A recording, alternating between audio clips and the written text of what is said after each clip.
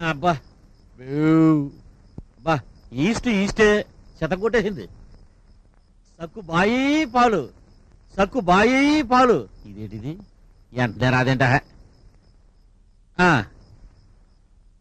అప్పుడేనా పాలు? తీసుకోండి.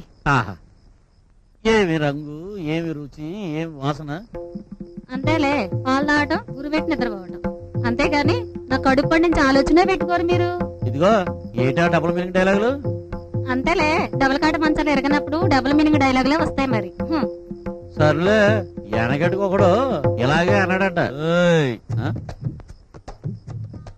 ఏంటిలా వచ్చారు? చందా చందా చందా చందా ఎందుకు? వినాయక చవితికి. ఇదిగో నా దగ్గర డబ్బులు లేవు. అయితే సక్కుబాయి గారిని తగులుకుంటాం. తగులుకుంటారా? అంటే మీ ఆవిడ్ని మంచి మంచి మంచి చేసుకుంటాం. కుదరదు, మా ఆవిడ నాకే సొంతం. అవును, సొంతమే, ఒప్పేసుకుంటాం. మళ్ళీ మన మాట ఇంకా మంచమే విరగలేదంట. ఆ మాట ఏంటి? పర్సనల్ మ్యాటర్స్ డిస్కస్ చేయకూడదు. నీకు కావాల్సిన చందాయే కదా. ఇదిగో, ఆ డబ్బా ఓపెన్ చేయి.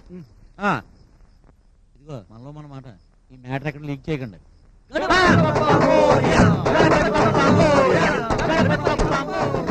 అబ్బా, చందా ఎంత ఇచ్చా? 500. ఎందుకు? వినాయక చవితికి. నెక్స్ట్ ఇయర్ నీ కొళ్ళు పెరిగిందే గాని బుర్ర పెరగలేదు. నా బొక్కలో కూడా వినాయక చవితి వెళ్ళిపోయి 3 రోజులే.